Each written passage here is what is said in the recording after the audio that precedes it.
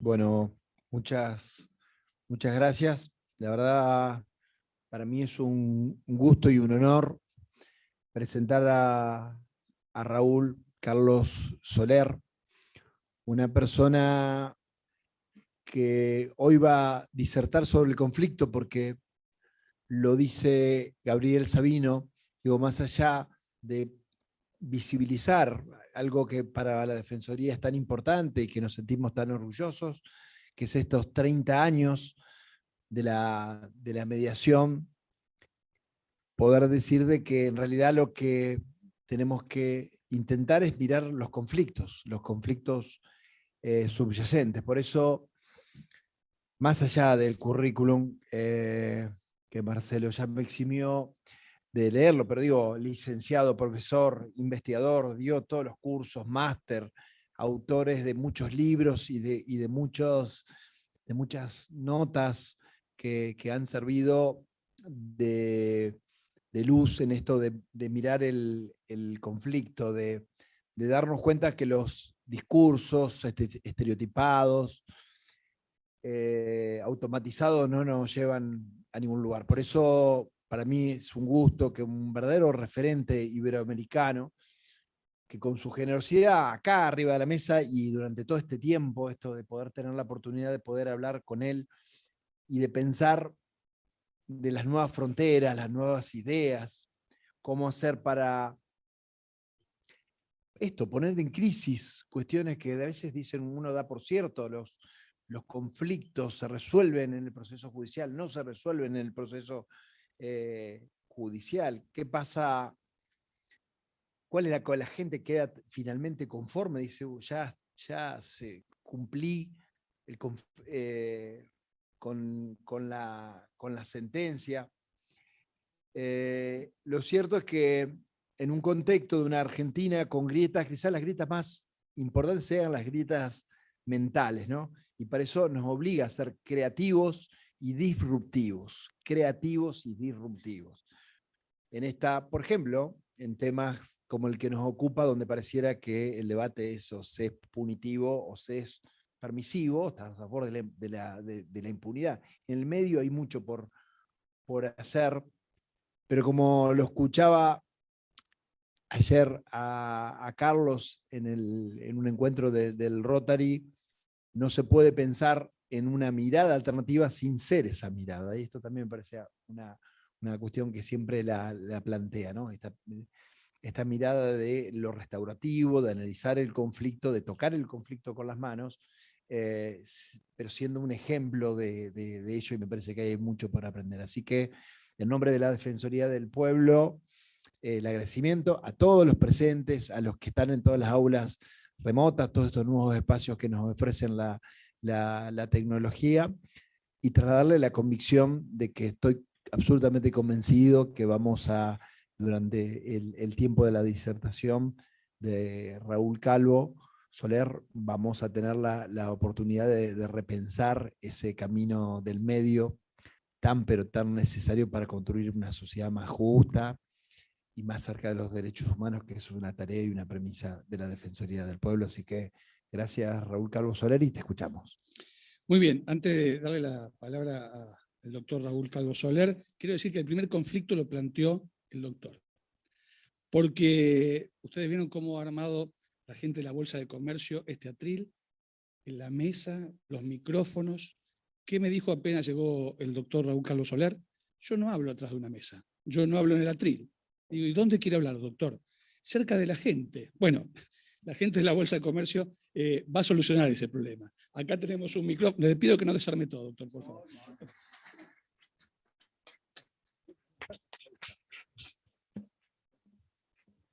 Tal como les va, sí, efectivamente jamás en mi vida logré hablar, ni sentado, ni protegiéndome del público, porque me parece una falta de respeto a ustedes. Bueno, en primer lugar, muchas gracias a los defensores, a la Defensoría, gracias por la invitación, realmente para mí es un placer poder contar algunas ideas, algunas cuestiones hoy en este momento con ustedes. Gracias por estar ahí.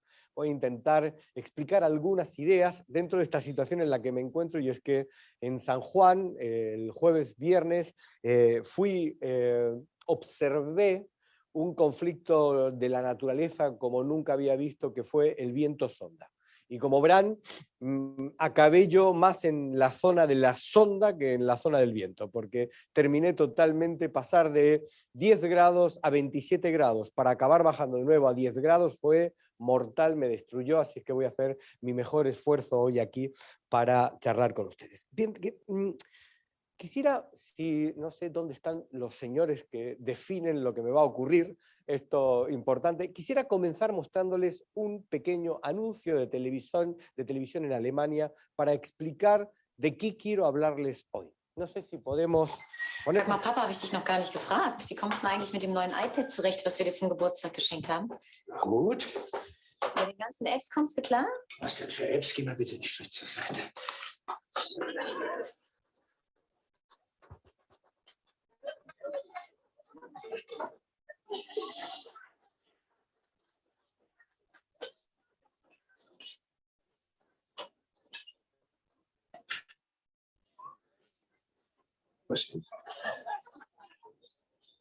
Bien, de esto es de lo que quiero hablarles. La tablet es el conflicto. Y nosotros estamos intentando usar, trabajar, pensar un conflicto con una lógica del pasado. Y esto es un problema. Estamos usando, intentando trabajar con los conflictos del siglo XXI con la misma lógica que con el papá usa la tablet. Es decir, con la lógica del siglo pasado. Y esto es un problema. Yo creo, lo hablábamos con Kai hace unos días en una conversación, yo creo que el gran reto del futuro, permítanme que lo diga de esta manera, no es fundamentalmente pensar cómo resolvemos conflictos, es fundamentalmente cómo los entendemos, cómo logramos comprender la conflictividad del siglo XXI. Porque la conflictividad del siglo XXI tiene retos y nos trae retos realmente importantísimos antes de poder decidir qué hacemos con ello y cómo trabajamos con ello. Hemos quizás, por diversas razones importantes, sin lugar a dudas, hemos dedicado mucho tiempo a pensar cómo trabajamos en la resolución de un conflicto. Pero yo creo que lo que hoy tenemos delante de nosotros responde a una lógica, trabaja sobre una dinámica absolutamente innovadora y absolutamente diferente, que todo lo que pensábamos que sabíamos en realidad quedó viejo, quedó obsoleto con lo que tenemos que enfrentar de ahora en adelante. Así que mi intervención va a girar en torno a algunas ideas muy generales, si me permiten, sobre lo que significa la conflictividad hoy, algunos aspectos sobre la noción de conflicto, y después tengo que dictar un taller. Aquí parece ser que el principio de esclavitud no ha sido del todo adecuadamente reconsiderado, y después me toca un taller seguido para hablar un poco de lo que quiero charlarles, que es la técnica de mapping, la técnica de diagnóstico y de mapeo de una situación de conflicto, que yo creo que debería ser condición necesaria de la formación de cualquier persona que hoy deba trabajar en un conflicto. Y me refiero no solo a mediadores, me refiero a gente que trabaja en el mundo de la práctica restaurativos, en el arbitraje, abogados, arquitectos. Yo creo que entender y diagnosticar bien los conflictos es condición necesaria, aunque no suficiente, para poder hacer una intervención solvente dentro de la conflictividad. Veamos si yo no hago lo del papá con el aparatito este y acabo haciendo cualquier cosa. A ver, efectivamente. Lo primero que quiero decirles es que a lo largo de la historia ha habido tres grandes maneras de definir lo que es un conflicto. Tres grandes grupos de teorías que han intentado contestar a la pregunta ¿qué es un conflicto? La primera grupo de teorías, no estoy hablando desde el punto de vista de en qué orden aparecieron, no me interesa eso, es pensar el conflicto como un fenómeno interpersonal. Yo siempre le digo a mis estudiantes, Robinson Crusoe tenía conflictos antes de que apareciese Viernes. Para esta noción de conflicto, el conflicto es un fenómeno interno a la condición humana. Cuando ustedes miran por la ventana y ven dos personas que están discutiendo, agrediéndose, no están viendo el conflicto. Están viendo una expresión de la conflictividad que cada uno de ellos está teniendo en un momento determinado. El conflicto para esta concepción es el choque de estados mentales. Cuando yo quiero algo, deseo algo, pero creo que debo hacer otra cosa, digo, tengo un conflicto conmigo mismo. El lenguaje expresa esta concepción del conflicto como una lógica intrapersonal. No es esta la noción de conflicto sobre la que yo voy a trabajar, aunque es verdad, algo diré luego en el taller, que aspectos importantes de la comprensión de la conflictividad hoy requiere una adecuada comprensión de los estados mentales de los individuos, incluso en un contexto de un conflicto internacional. Entender el conflicto internacional no es solo comprender, por ejemplo, lo que pasa hoy entre Rusia y Ucrania. Es comprender qué pasa hoy internamente desde el punto de vista de los estados mentales del presidente ruso y del presidente ucraniano. Si no comprendemos estos aspectos intrapersonales, va a ser muy difícil comprender las dinámicas que se producen hoy a nivel de un conflicto internacional.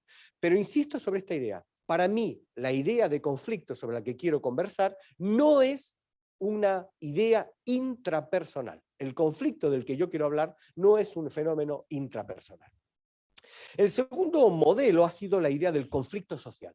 La idea de que el conflicto tiene que ver con un espacio que se da en un contexto de relaciones sociales. Relaciones sociales en una manera, si me permiten, clásica, filosófico-marxista de entender la conflictividad social. Social quiere decir que hay alguien que oprime y hay alguien que es oprimido. Hay alguien que pisotea y hay alguien que es pisoteado. El conflicto social es el grito de los oprimidos para liberarse del yugo de los opresores.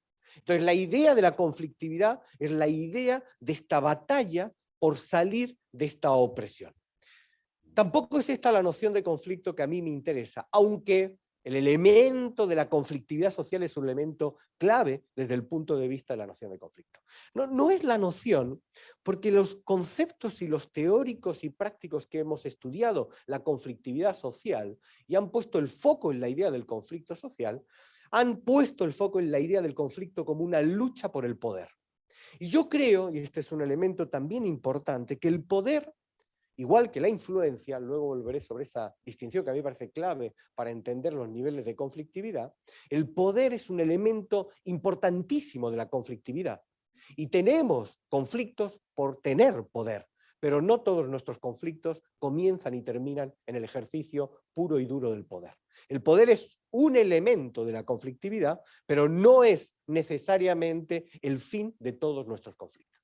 La noción de conflicto, que a mí me parece interesante, es la noción de autores como Max Weber, como Coser, como Simmel, como Freud, que concebían el conflicto, en primer lugar, como una relación entre personas. El conflicto no es intrapersonal, el conflicto es interpersonal. Hablar de conflictos es una manera de entender las relaciones humanas, es una manera de relacionarnos unos con otros.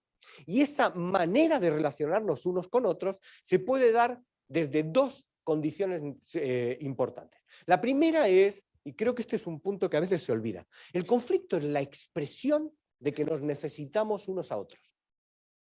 Nadie puede tener un conflicto con alguien al que no necesita. Todos los conflictos que ustedes tienen en su vida tienen que ver con personas a las que necesitan.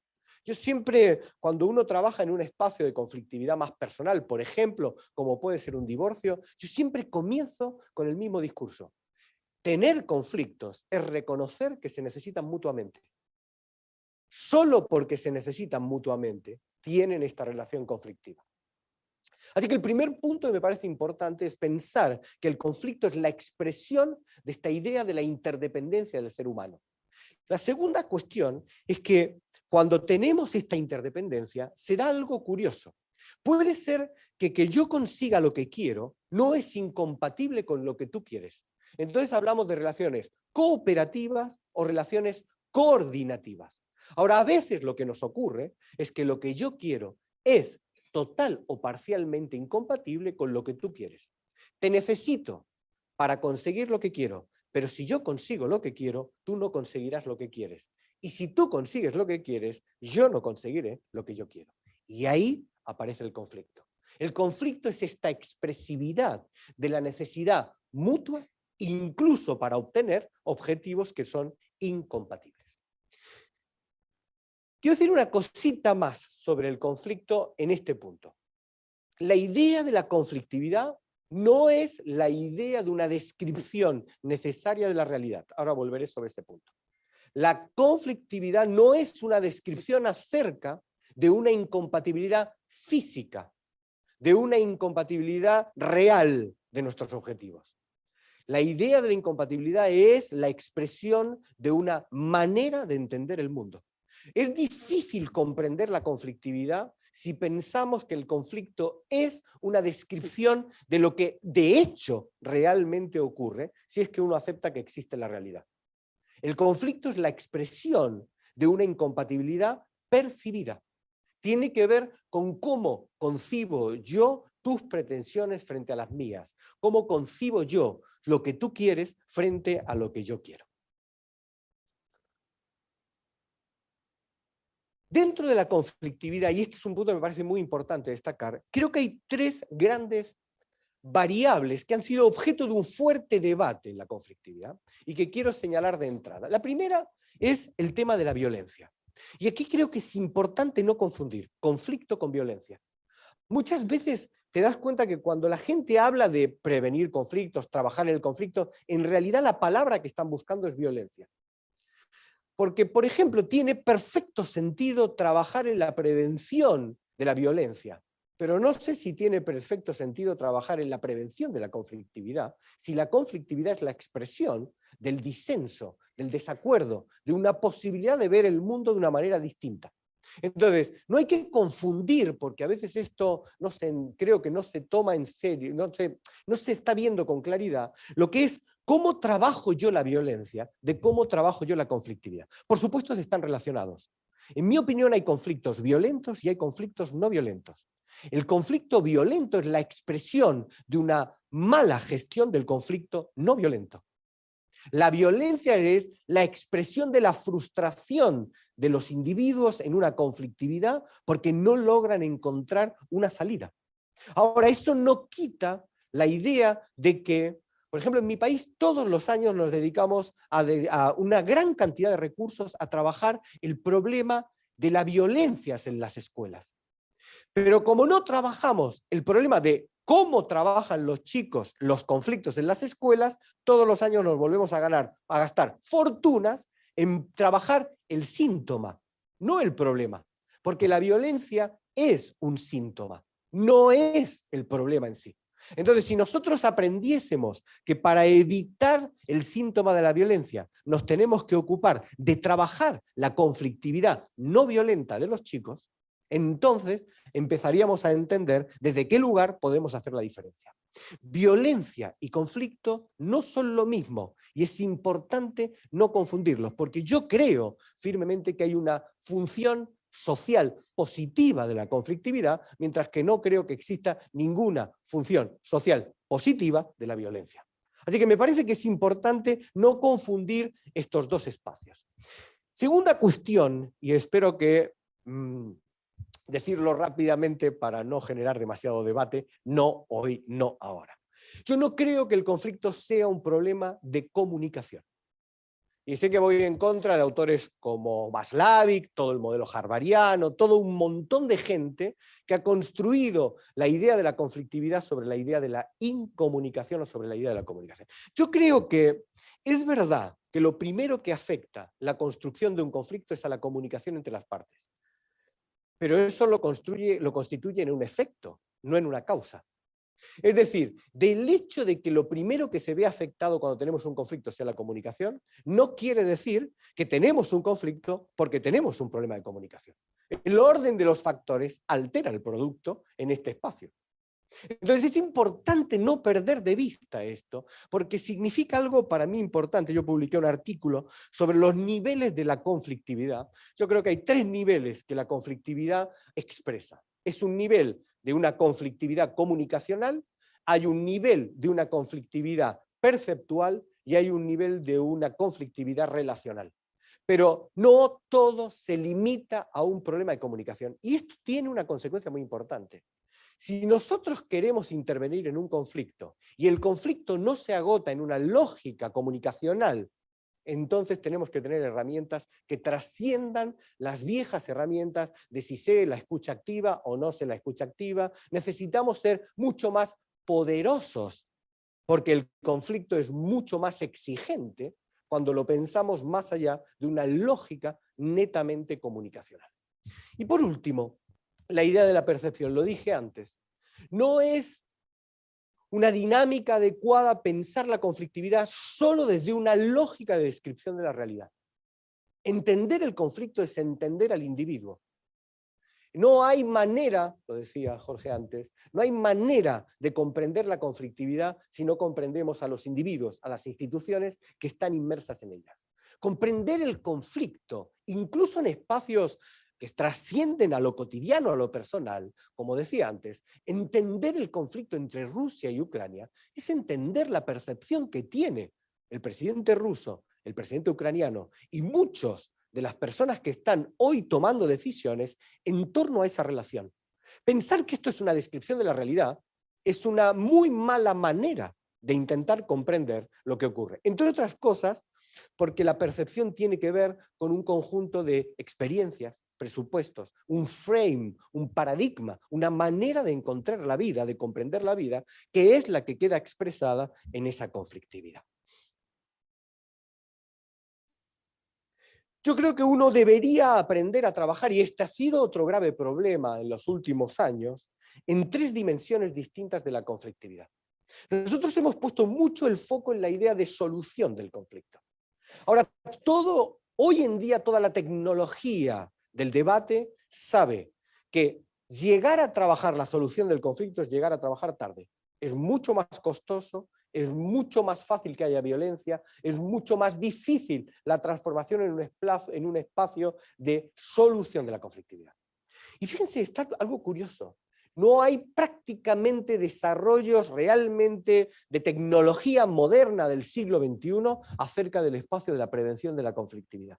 Tenemos algunas ideas de cómo prevenir conflictos, pero realmente una visión profunda de la lógica de la intervención en el plano de la prevención es realmente complejo, porque todo lo que nosotros estamos intentando desarrollar desde el punto de vista de un mundo que aún no existe, pero que se nos viene, requiere de un conjunto de herramientas que no hemos ido desarrollando en el plano de la conflictividad.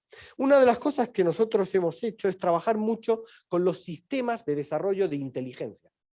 Todo lo que tiene que ver con impactos cruzados, técnica Delphi, mundos posibles, la capacidad de adelantarnos a lo que ha de venir para empezar a trabajar hoy antes de que eso se haga real, antes que eso se constituya. Entonces, los espacios de prevención en la conflictividad humana son espacios realmente importantes en el futuro. Hay una palabrita ahí en medio que mucha gente olvida y que a mí me parece que es la causa del 90% de los fracasos de la intervención en el ámbito de la solución del conflicto. Yo tuve la oportunidad de desarrollar una parte de mi formación en Estados Unidos, en el Institute for Conflict Analysis and Resolution de la Universidad George Mason, y tuve la oportunidad de trabajar ahí con dos grandes popes del mundo del conflicto. Uno Sarah Kopp y el otro es Dean Pruitt.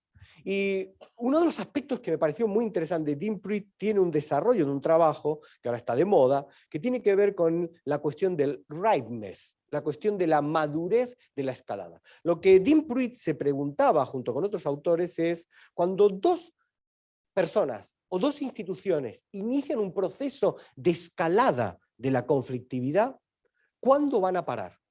¿Cuándo para eso? ¿Cuándo termina ese proceso de escalada del conflicto?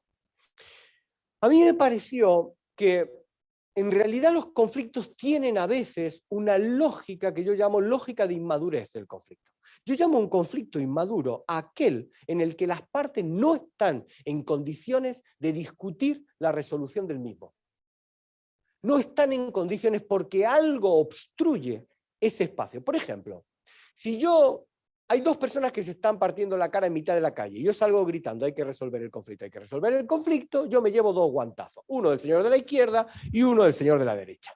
¿Y por qué? Y porque hay una lógica, una ley física de la conflictividad que dice que la capacidad de las personas para entender la idea de resolver un conflicto es inversamente proporcional a su expectativa de crecimiento en la escalada.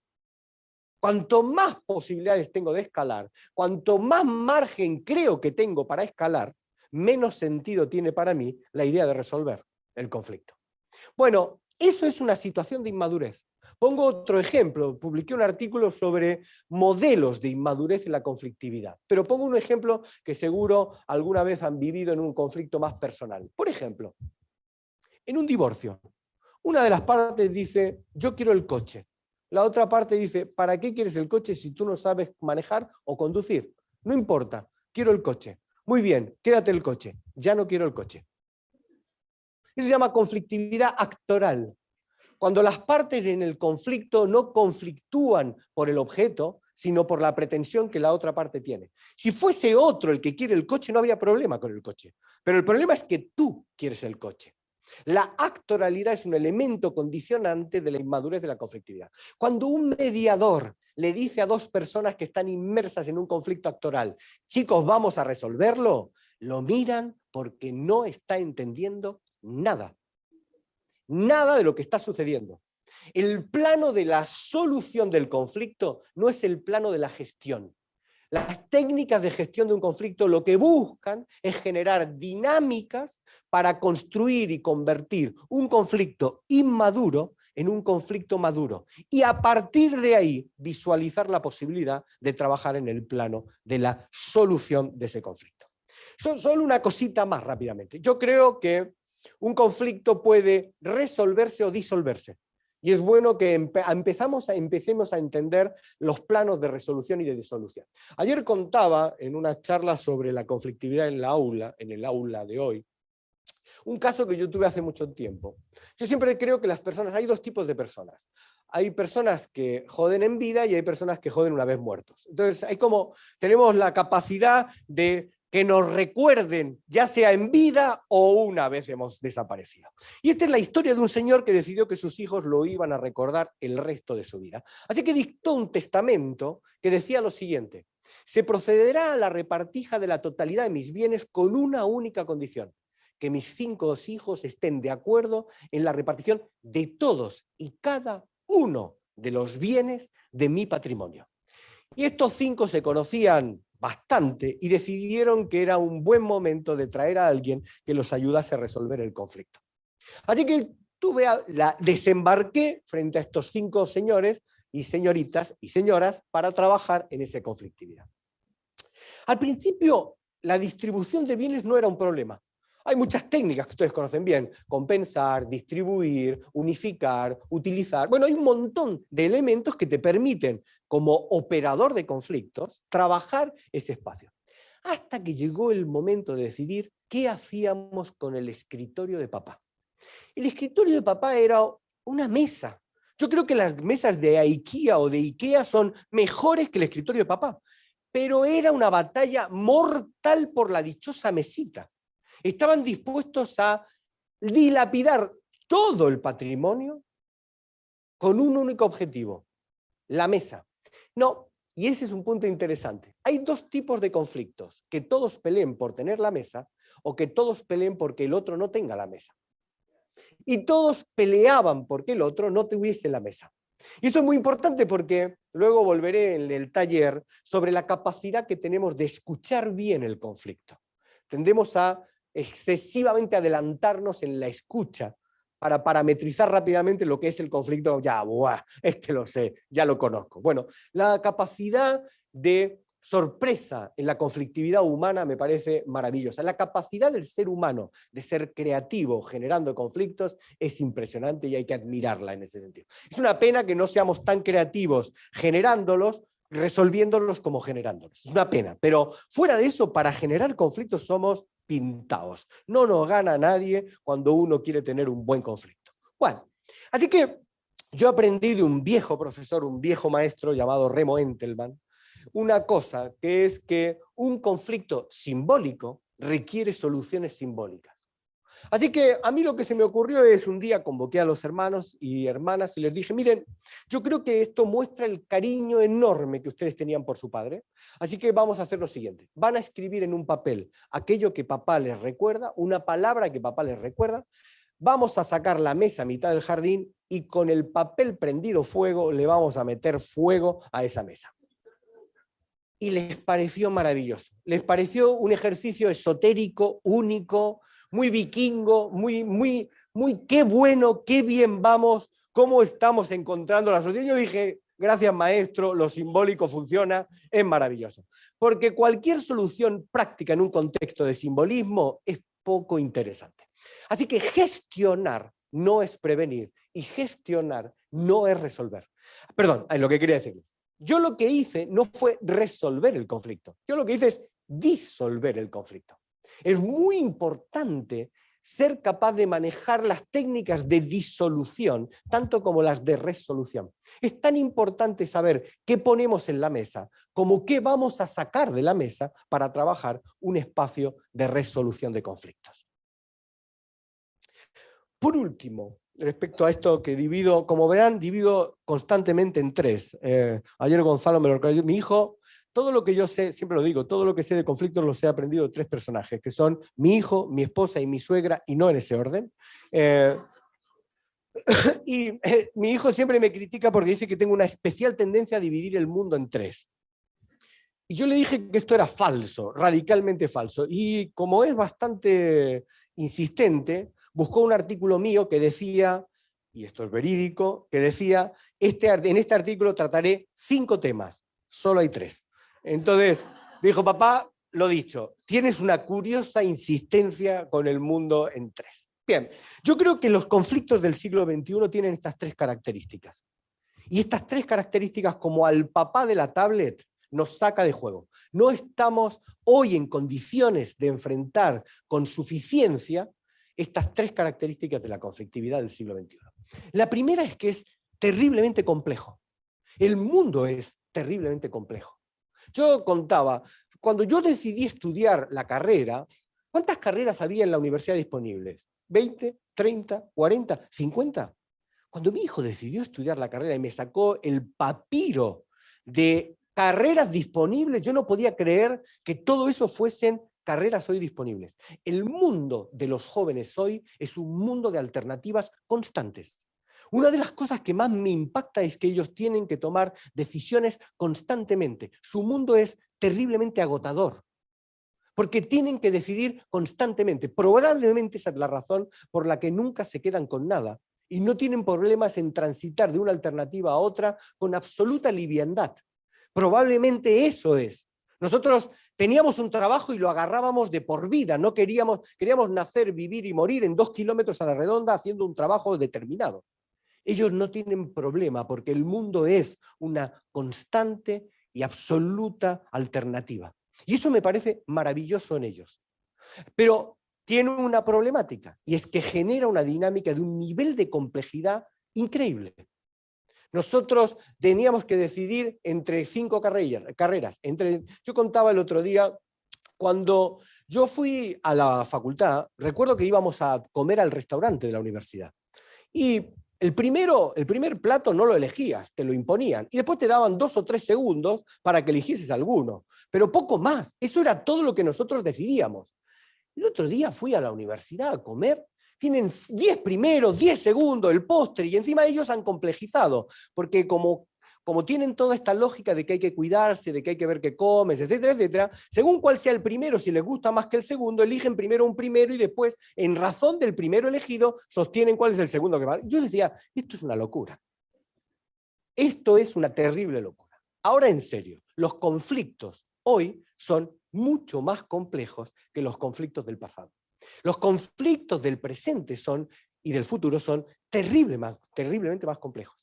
Y la complejidad viene dada porque el conjunto de alternativas disponibles para comprender una conflictividad es infinitamente superior del conjunto de alternativas disponibles que nosotros teníamos disponibles para comprender esa complejidad. Esa complejidad produce un efecto dramático sobre el que terminaré mi charla, la diversidad de la conflictividad. Nosotros teníamos conflictos muy parecidos unos a otros, muy paradigmáticamente construidos de la misma manera unos con otros. Hoy la conflictividad del mundo tiene una gran y terrible diversidad, una profunda diversidad. Creo que, no sé si han escuchado un humorista norteamericano que habla de cómo es el pensamiento, no quiero construirlo en términos de una lógica de género, pero él lo plantea en una lógica de maneras de pensar. Y él dice, hay una forma de pensar que de alguna manera es terriblemente masculina, donde cada tema está en una caja, y en ninguna caja hay más de un tema. Ninguno una caja toca con otra caja. Y además, la mentalidad masculina tiene una caja que está vacía, que es la caja de la nada, que es desesperante, porque cuando le preguntas en qué estás pensando, te dice en nada. Y eso es terriblemente frustrante para quien no tiene la caja de la nada. Entonces él dice, cada caja tiene un tema y solo un tema. Por su parte, la mentalidad, el pensamiento femenino, es un conjunto de cables. Todos conectan con todo. Ningún tema queda aislado jamás, porque es reconducible a cualquier otro en cualquier momento, en cualquier discusión, en cualquier espacio que a uno se le ocurra. Así que todo es conectado, interconectado. Bueno. Yo creo firmemente que el mundo es femenino. Yo creo que el mundo hoy es un mundo femenino en esta lógica. Cuando veo que mi hijo conecta con una persona que vive a 40.000 kilómetros, que no la verá en su vida, pero puede estar conectado con él. Cuando veo cómo los chicos conectan unos con otros, se relacionan unos con otros, desde una punta del mundo a otra punta del mundo, me doy cuenta que esta manera de pensar de que cada caja, cada país, cada persona tiene una y solo una idea, no es factible hoy en día. La complejidad y la diversidad tiene que ver con esta pluralidad de conexiones constantes que nosotros tenemos en nuestro mundo. Y creo firmemente que ese es un punto relevante de la conflictividad. La conflictividad es, en este sentido, la conexión de todo con todo. Todo se conecta con todo porque todo impacta de alguna manera con todo. Y por último, los conflictos son terriblemente dinámicos. ¿Ustedes no sienten que alguien apretó el acelerador en el mundo? ¿No sienten que esto va a una velocidad que tú dirás, bueno, pero ¿y esto? ¿Cuándo empezamos a correr de esta manera? Yo contaba el otro día que yo aprendí a usar el WhatsApp para comunicarme con mi hijo. Y cuando le mandé el primer mensaje, después de 3 meses de ver que si subía, que si bajaba, no sé qué, me dijo, papá, qué antiguo, esto ya no se usa. Yo dije, ¿cómo puede ser? Tardé 3 meses en aprender esto y ahora ya ustedes decidieron que no se usa. No, no tienen problema. Todo es más rápido. Los conflictos tienen una ratio de transformación enorme y esto produce un efecto, en mi opinión, muy importante. Toda la tecnología que nosotros hemos desarrollado, en la mayoría de los desarrollos tecnológicos de diagnóstico y análisis de la conflictividad, responden a una lógica estática de la conflictividad. El conflicto, la tecnología que necesitamos, es una lógica de pensamiento dinámico. Y hay que entender las reglas de la dinámica transformativa del conflicto. Yo publiqué hace algunos años un libro que se llamó Mapping Conflict, sobre el mapeo de conflictos, que tiene que ver algunas cosas del taller que vamos a ver. Y yo insistí ahí sobre la idea de que hasta que no entendamos las leyes que rigen la dinámica de un conflicto, la transformación incesante de esa conflictividad, siempre iremos tarde en nuestras intervenciones. Porque nosotros estamos intentando tratar el conflicto en una lógica como si el conflicto se parase porque intervenimos. Y el conflicto dispara para todos los lados cuando nosotros hacemos nuestra intervención, cuando nosotros lo miramos, lo transformamos en una versión casi popperiana de una mirada de la realidad. Entonces, entender la lógica de la dinámica me parece un punto muy importante. Pongo un ejemplo rapidito. Hay una ley, en mi opinión, en el libro yo explicaba una ley que se llama magnetismo conflictual, que básicamente rige a lo siguiente. En todo conflicto, aunque usted no sea un actor, hoy veremos después en el taller la distinción, aunque usted no sea, lo pongo así, un protagonista del conflicto, la posibilidad de sostenerse fuera de la conflictividad es inversamente proporcional a su proximidad al conflicto. ¿Qué quiero decir con esto? Imagínense, o de nuevo pongo ejemplo personal, un divorcio. Y yo le digo a mi amigo, le digo, ¿a que no sabes con quién voy a cenar esta noche? ¿Con quién? Con tu ex. Ah, mira qué bien. el segundo día. ¿A que no sabes con qué voy a cenar esta noche? No me lo digas. Sí, con tu ex. Escucha, ¿tú no estás yendo mucho a cenar con mi ex? El tercer día, perdón, voy a cenar con tu ex. No, sí, ya me lo imaginaba, pero empiezo a no entender que tú seas amigo mío. El cuarto día, escúchame, si vas a cenar con mi ex, tú no eres mi amigo. Este proceso de succión del conflicto, este proceso que tiene el conflicto de traer a su propia lógica, a su propia dinámica, a todos aquellos que están pululando en el entorno, se llama magnetismo conflictual. Entender la lógica del magnetismo es un elemento clave para definir una intervención. El conflicto entre Rusia y Ucrania no es un conflicto entre Rusia y Ucrania porque tiene una potencia enorme de polarización y obliga a todos a tomar un partido. O estás a favor de Rusia, o estás en contra de Ucrania, o estás a favor de Ucrania y estás en contra de Rusia. El conflicto no le gustan los grises. Al conflicto le gusta lo blanco y lo negro. Lo que está aquí y lo que está aquí. El conflicto en este sentido es terriblemente aclaratorio porque nos obliga a tomar espacios y posiciones que son indefectiblemente o de un lado o del otro lado. Como les decía, si esta es la conflictividad que encaramos, yo creo que es fundamental empezar a trabajar en la técnica del mapeo. A mí me parece que necesitamos entender mejor cómo es el conflicto y necesitamos para eso mejores metodologías para enfrentar el análisis del conflicto. Insisto, yo creo que no es posible una prognosis de la conflictividad si antes no hay una diagnosis adecuada de la conflictividad. Como decía un viejo profesor, hemos aprendido a usar el bisturí, pero no tenemos ni idea de la anatomía del ser en el que vamos a intervenir. Así que con el primer corte nos llevamos puesta la vena aorta.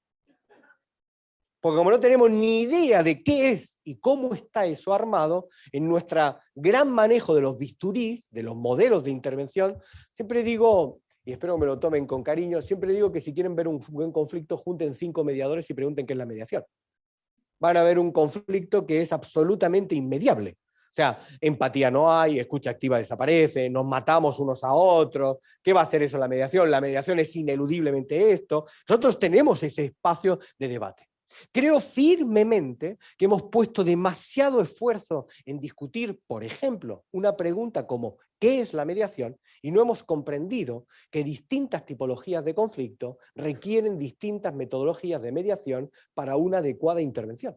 No hemos comprendido que la diversidad conflictiva en realidad nos estaba reclamando no ser un único modelo de intervención, sino comprender que distintos tipos de conflicto van a requerir distintas metodologías. Yo puedo trabajar en un conflicto una metodología sistémica de mediación, yo puedo trabajar en un conflicto una metodología circular narrativa, yo puedo trabajar basado en el acuerdo, una basada en la transformación de las relaciones, puedo trabajar una metodología del compromiso o puedo trabajar una metodología de los diálogos apreciativos, que son los 6 modelos de mediación hoy vigentes.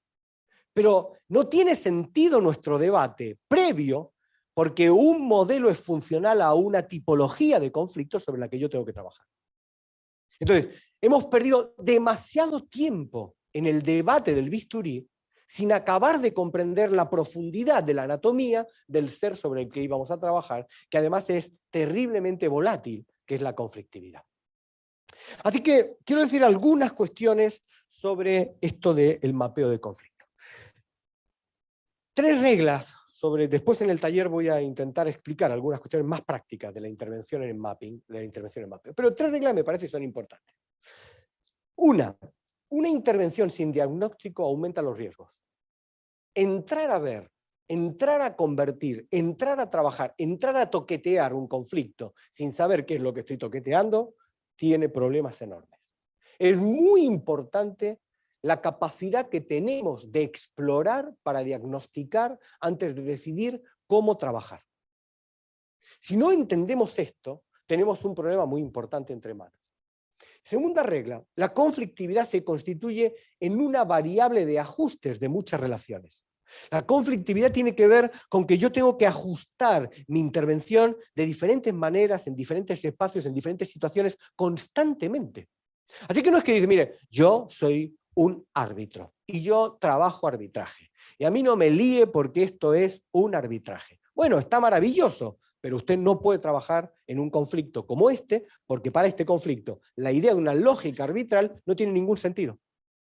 Entonces, no se trata de definir antes mi intervención, se trata de comprender el conflicto para ajustar las variables de la intervención que yo voy a desarrollar.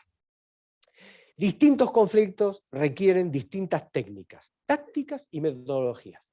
Yo el otro día mencionaba lo siguiente, por ejemplo, yo he visto operadores de conflicto, yo llamo operador de conflicto a un especialista en prevención, gestión y solución de conflictos. Digamos, mi idea, la discusión histórica que hemos tenido algunos a nivel internacional, es que la mediación es una herramienta. Necesitamos, permítanme que lo diga de esta manera, menos mediadores y más operadores de conflictos. Necesitamos más gente con mayor conocimiento y mejor caja de herramientas para trabajar cualquier conflicto. Si somos mediadores, y solo somos mediadores, que no es poco, pero si solo somos esto, dividimos el mundo en dos categorías, los casos mediables y los casos no mediables. Es más, lo que nos pasa es que dentro de los casos mediables, como, ¿se acuerdan esto que dicen los ingleses, que si todo lo que tienes es un martillo, todo lo que ves en el mundo son clavos? Bueno, si todo lo que tenemos es mediación, todo lo que vemos en el mundo es mediables y no mediables. Y el mundo es mucho más complejo que una distinción en términos de mediabilidad o no mediabilidad de los conflictos. Así que si mi caja de herramientas es muy grande, muy potente, porque yo puedo trabajar en plano de prevención, sé trabajar en herramientas de gestión, trabajo en una lógica metodológica de intervención diversa y variada, entonces a mí el mundo no lo describo sobre la base del martillo. Lo describo sobre la base del conjunto de caja de herramientas. Necesito un destornillador, saco el destornillador. Necesito una llave inglesa, no voy a insistir sobre este ejemplo porque yo pertenezco a la categoría de individuos que creen que la vida se la ha frustrado los arquitectos que no hacen las paredes adecuadas para que la estantería que acabo de colocar esté recta. Digamos, así que me parece que yo no voy a seguir por ese camino. Yo tengo una estantería puesta en casa en Barcelona, que pones un perfume en un lado y vuelves en un minuto y ya está exactamente al final de la estantería. Así que yo creo que la culpa es de los arquitectos, no voy a insistir sobre la caja de herramientas. Pero en serio, creo que nos faltan herramientas. Nos falta tener mucha más potencialidad en nuestra intervención porque nos falta una mejor comprensión de esa conflictividad. El mapeo es una metodología, luego vamos a ver algunas cuestiones sobre cómo se trabaja, es una metodología de análisis estructurada. No es bueno, vamos a ver qué pasa aquí. Y pregunto para un lado y pregunto para otro lado. Es una metodología de análisis estructurado de un conflicto que se divide en diferentes etapas. El mapping tiene diferentes etapas, aunque no lineales. Yo puedo estar en una etapa exploratoria de sujetos y volver después sobre ella, puedo estar en una etapa exploratoria de objetivos e intereses y volver luego sobre sujetos, pero sí hay una ordenación, hay una metodología. No es un vamos a hablar de lo que les pasa. Entonces, una dinámica que a mí me parece sorprendente. ¿Se imaginan que uno fuese a un médico y el médico dice, bueno, a ver, vamos a charlar de lo que le ocurre? Hasta aquí está todo bien. Si él sabe en qué orden vamos a charlar y sabe qué está buscando. Ahora, a mí lo que me parecería dramático es que él no supiese qué está buscando en este vamos a hablar de lo que me ocurre. Pues esto es lo mismo. El mapping es un trabajo estructurado de diagnóstico sobre la base de escuchar y analizar determinados aspectos de la narrativa de las personas en una situación exploratoria. La técnica de mapeo tiene como objetivo establecer un modelo de análisis de las relaciones conflictivas. Y hay 3 puntos que me parece son importantes. La primera es que trabaja tanto narrativas como datos. Y este es un punto que me parece muy, muy interesante. Yo creo que nosotros tenemos que estudiar mucho más de lo que es y lo que significa, no la comunicación, sino el estudio de las narrativas.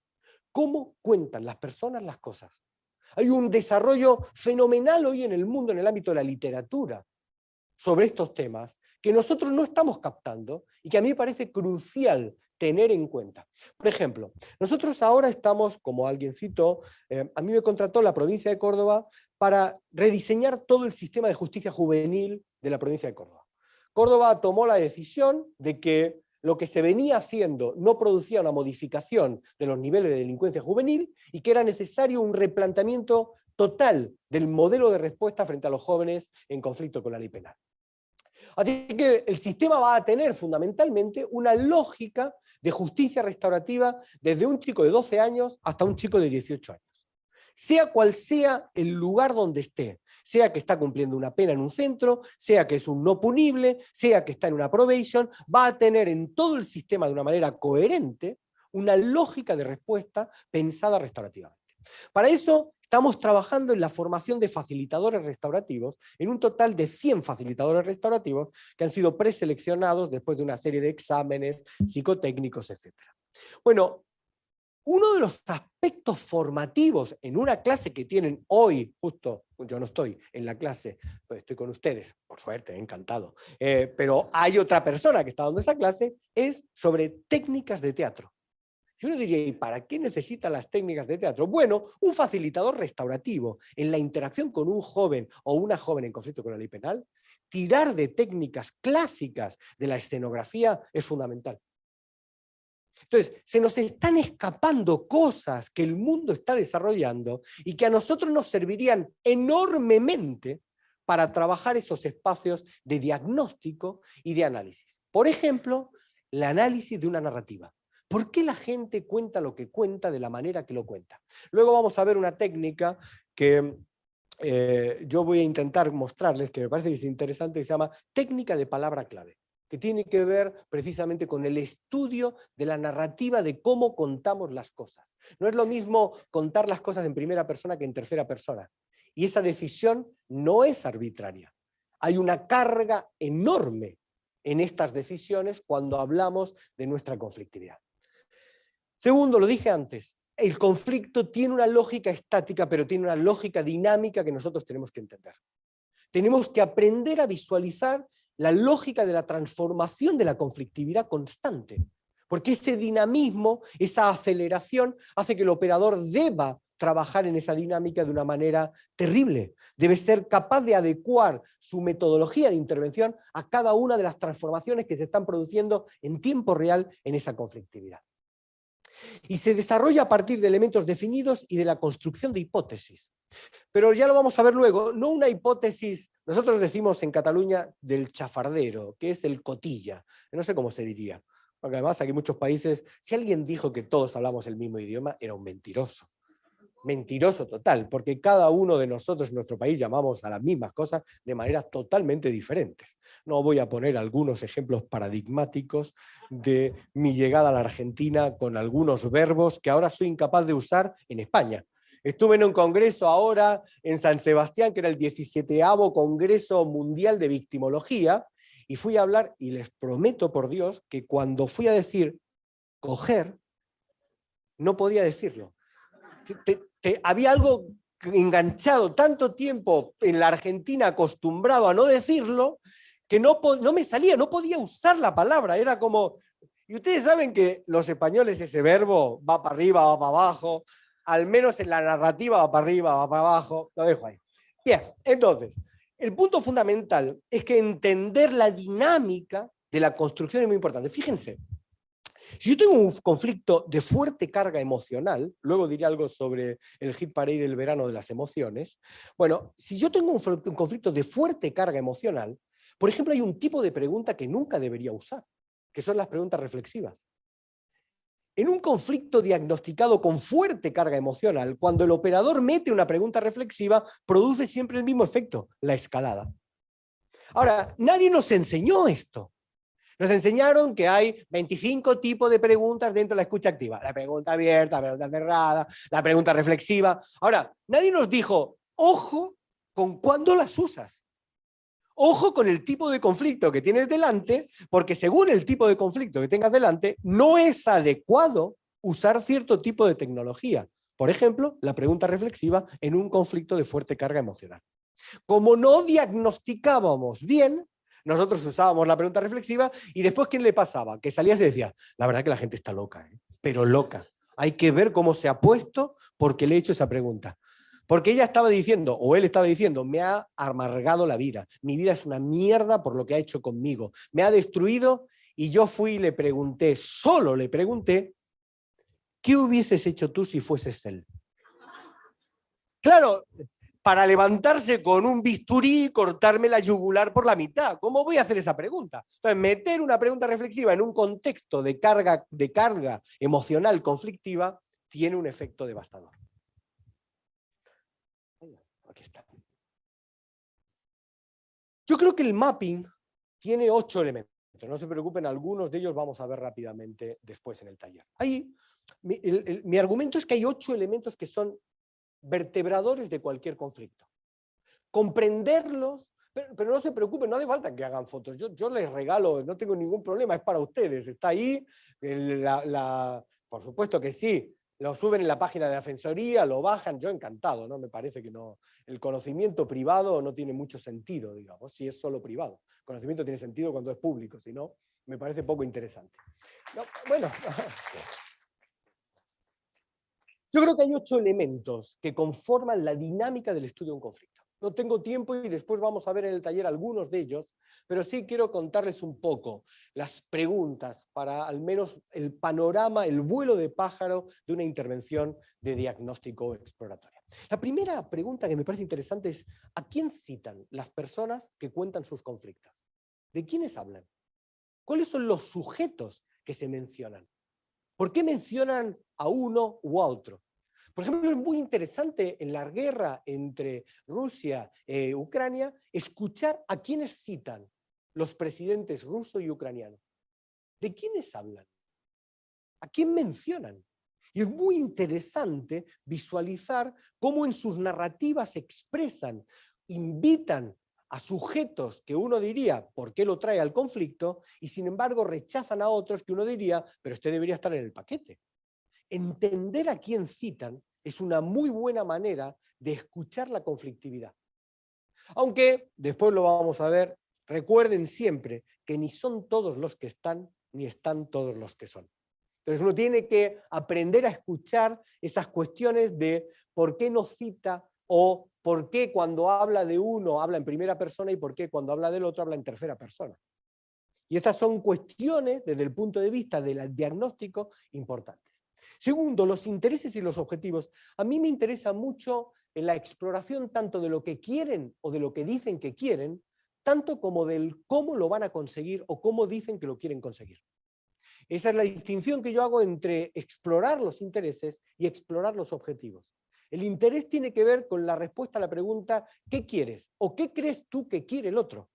El objetivo tiene que ver con la respuesta a la pregunta ¿cómo lo voy a conseguir? O ¿cómo crees tú que el otro pretende conseguirlo? Explorar intereses y explorar objetivos son importantes. Ahí hay elementos, ahora no tengo mucho tiempo, pero que tienen que ver con la intangibilidad, con la tangibilidad, con el manejo de estas lógicas que realmente son importantes y luego en el taller vamos a ver algunas cosas. El reconocimiento y la legitimación, lo que Entelman denominaba la falta de conciencia. Por ejemplo, cuando uno en un conflicto le dice al otro, ¿y tú quién eres para hablar de esto? Cuando en un conflicto, en un divorcio, en un concurso, el acreedor le dice al deudor, ¿y tú quién eres para hablar de mi conflicto? ¿Tú? O en una intervención restaurativa, cuando la víctima dice, no esperará usted que yo me siente a hablar con él después de lo que me ha hecho. Estos son dinámicas de falta de legitimación y falta de reconocimiento que deben ser exploradas y escuchadas en la narrativa de las personas. El poder y la influencia, un tema que no vamos a poder ver hoy en el taller, pero que a mí me apasiona. Lo diré rápidamente. Para mí el poder es el conjunto de recursos que tiene uno para cambiar el comportamiento del otro. La influencia es el conjunto de recursos que uno tiene para cambiar el modo de pensar del otro. Siempre pongo un ejemplo paradigmático. A ver, ¿cuántos de ustedes son padres o madres? Bueno, anímense el resto, digamos. No es tan dramático como parece. Es jodido, pero no dramático, no se preocupen.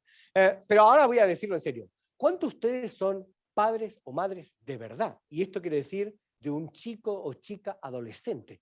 Todo lo demás es una tontería. Todo lo demás no entra en el cálculo de la paternidad. Todo lo demás es un entrenamiento para el momento en que tu hijo o tu hija aparece y te dice, papá, tengo 18 años, ya tengo edad, no te digo a qué hora vuelvo a casa esta noche. Eso es ser papá o mamá. Eso es realmente trabajar en eso. Bueno, a ver si alguno de ustedes ha dicho la siguiente frase. ¿A ti te parece que se puede dejar así un baño? O por ejemplo, frase, ¿de verdad que esto es un dormitorio? Esto es una selva. Pero ¿cómo vamos? ¿Tú no te das cuenta que aquí vivimos más personas? Bueno, esto es un lenguaje sorprendente porque los padres y las madres nos pasamos la vida diciendo esto, sabiendo algo muy importante. Lo vamos a tener que seguir diciendo mientras vivan con nosotros porque no logramos cambiar su comportamiento.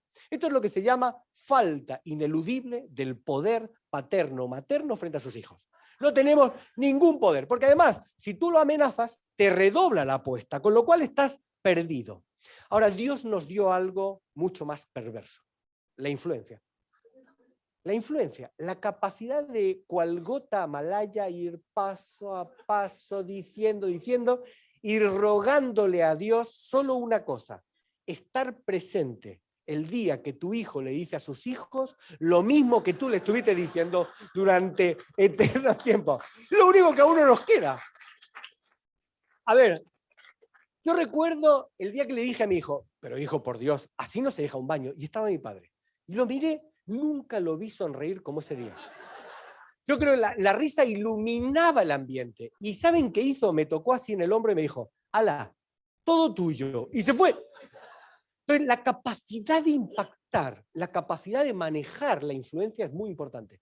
La capacidad de medir poder y la capacidad de medir influencia es muy interesante. Hoy el poder es tosco, primitivo, básico. La guerra entre Ucrania y Rusia es el ejemplo paradigmático de la lucha entre el poder y la influencia. Rusia es el ejercicio paradigmático del poder. Ucrania ha sabido apostarle no a una batalla por el poder, sino a una batalla por la influencia.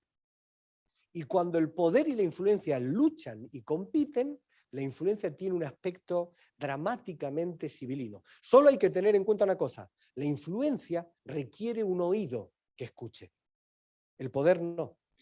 Entonces hay que tener mucho cuidado cuando calculan el tema de la influencia. Bueno, marcos de referencia, prejuicios, presupuestos, paradigmas, ¿cómo traen esas cosas, sus experiencias personales al conflicto de las personas? ¿Cómo las aportan? ¿Cómo las incorporan? ¿Cómo las narran? ¿Cómo las cuentan?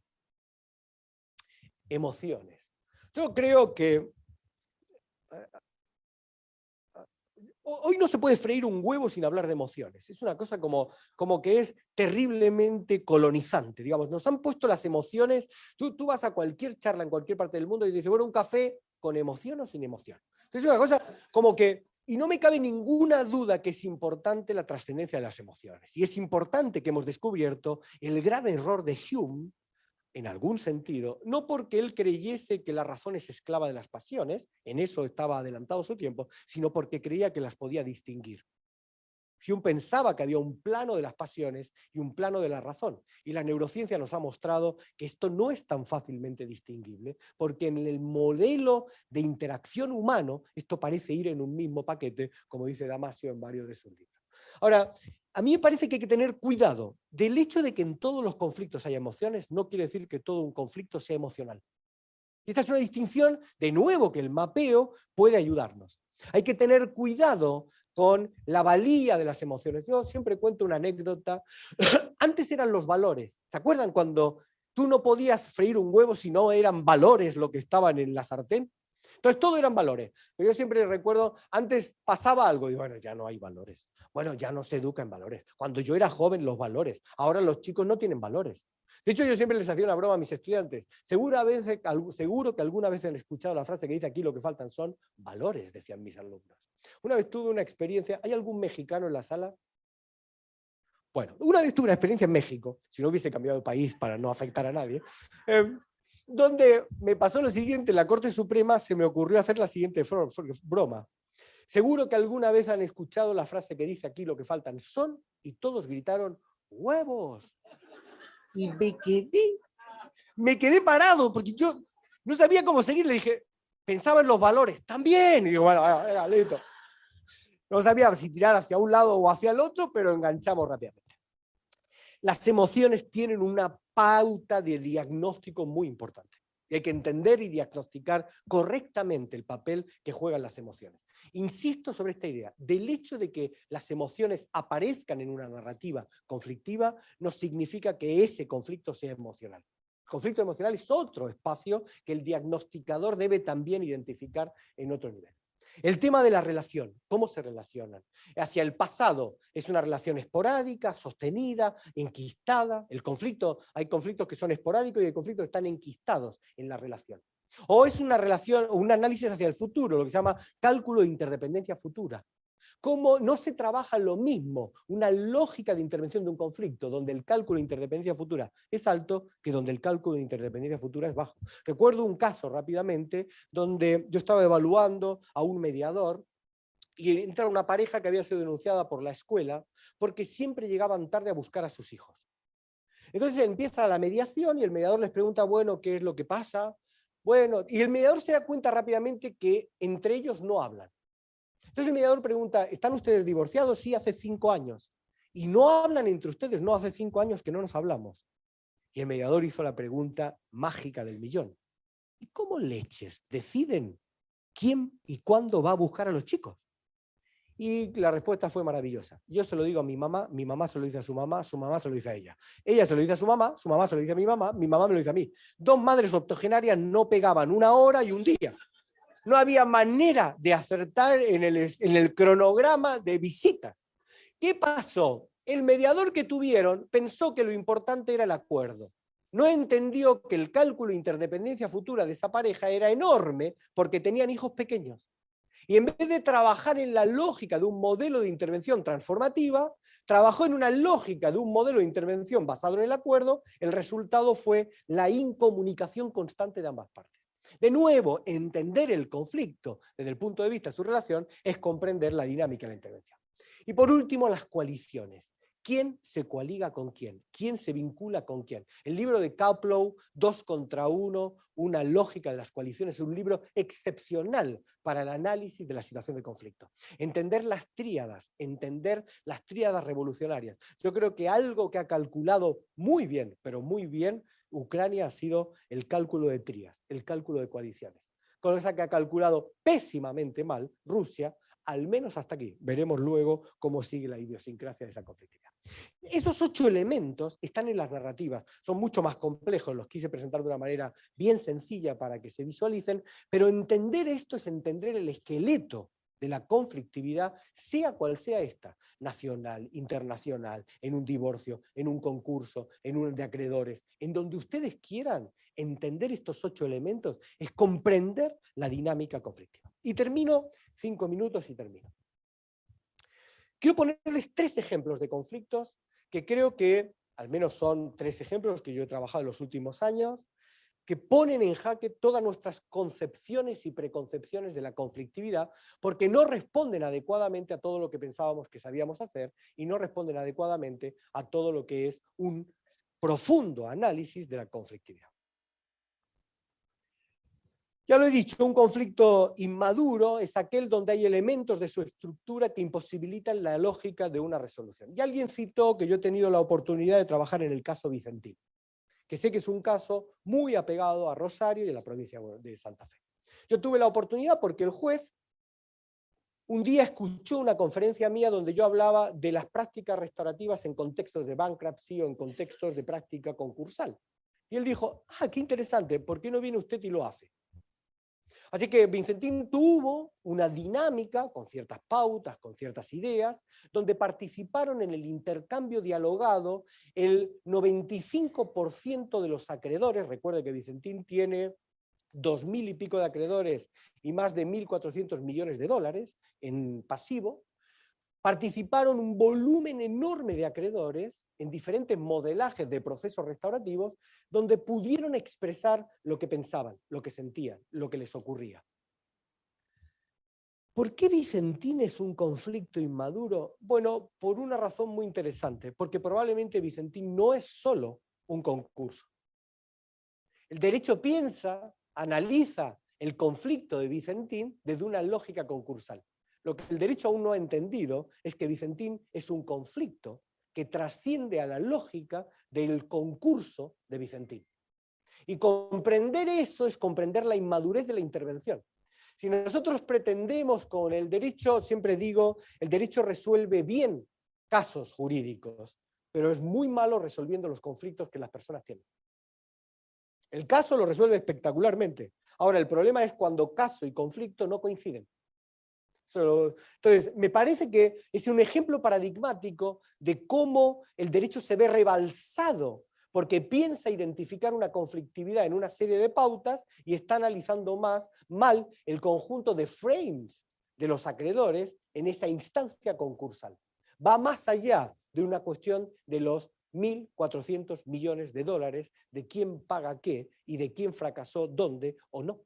Trasciende esa dinámica. Otro ejemplo es el conflicto de ámbitos intangibles. También lo citaron, yo he trabajado los últimos 2 años, los argentinos conocen bien el nombre de Fernando Báez Sosa, un chico que fue asesinado por un grupo de rugbyers a la salida de una discoteca. La Unión Argentina de Rugby toma entonces la decisión de transformar la manera en que se forma a los jugadores y la cultura del rugby forma a los jugadores para enfrentar su conflictividad cotidiana.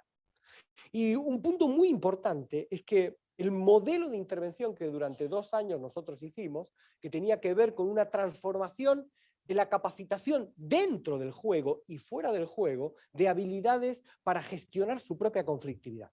Fíjense, un tema muy interesante. Nosotros hicimos una encuesta que completaron casi 25.000 personas del mundo del rugby de la Argentina, de las cuales casi 10.000 eran jugadores y jugadoras de rugby. El 90% de los jugadores y jugadores de rugby contestaron en la encuesta que nunca tenían un conflicto. Que nunca tenían un conflicto. Lo cual puede significar o que no entienden lo que es un conflicto o que no lo ven cuando lo tienen delante. Cualquiera de las dos dinámicas habla sobre la intangibilidad de esas situaciones donde el conflicto está tapado, escondido, evitado en la lógica de una relación, de una cultura donde uno es lo que es porque no tiene conflictos. Entonces, esa lógica es una lógica de transformación cultural. Y por último, el tema de los conflictos masivos difusos. Es un tema que yo creo que va a ser muy importante, sobre todo en los ámbitos medioambientales. Yo estoy trabajando ahora en Brasil en el delito medioambiental más importante de la historia de Brasil, que fue el colapso de las represas por parte de 2 empresas mineras, en realidad la empresa Samarco, que estaba constituida por una empresa que es la empresa minera más importante de Brasil, que es Vale. Y es un conflicto, los conflictos medioambientales tienen una característica y es que son masivos difusos. ¿Qué quiere decir? Que hay muchas partes diversas implicadas y además son difusos al menos en estas 3 lógicas. Uno, no es claro qué quiere cada uno y cómo pretende conseguirlo, esto es difuso, no es claro cómo alguien dijo, antes en la cita alguien dijo reparar. Bueno, restaurar y reparar no son lo mismo. No es lo mismo reparar un daño que restaurar un daño. Son 2 procesos totalmente diferentes en su lógica de intervención. Entonces, en los conflictos masivos difusos, como los delitos medioambientales o los conflictos medioambientales, no es claro qué busca cada uno, qué pretende cada uno en esa interacción. Son difusos porque ocurren hoy, pero afectan a lo que pasó en el pasado y van a afectar a las generaciones futuras, porque van a condicionar, no son enmarcables dentro de un tiempo determinado. Y son difusos porque el poder y la influencia transita de un lado a otro. Entonces, crear dinámicas de procesos restaurativos en conflictos medioambientales es un elemento realmente que requiere de un adecuado, profundo análisis de esa situación para poder trabajar. Bien, termino. Yo creo que nuestro reto es adecuarnos a la realidad y a la complejidad de la conflictividad del siglo XXI. Si no logramos mejorar nuestra manera de mirar lo que es el conflicto en el siglo XXI, no importa cuánto sepamos hacer en nuestras intervenciones frente a los conflictos. Creo que el ejemplo paradigmático ha sido el caso del COVID. La situación de la pandemia no tiene que ver con las habilidades médicas, sino con el desconocimiento de cómo era este famoso bichito y cómo se contagiaba, qué es lo que producía. Y fíjense en una cuestión que me parece muy paradigmática. Lo que descontroló a la ciencia es la diversidad. Porque había gente que lo tenía y no lo sentía. Había gente que lo sentía y no les pasaba nada. Habíamos que lo pasamos y casi nos vamos al otro lado teniendo el COVID. Y había gente que lo contagiaba y gente que no entendían porque no lo podían aprender en su complejidad, por su diversidad. Yo creo que nosotros, si no queremos acabar en una pandemia global de conflictos, necesitamos empezar a estudiar con mayor profundidad cómo funciona este bichito llamado conflicto. Muchas gracias.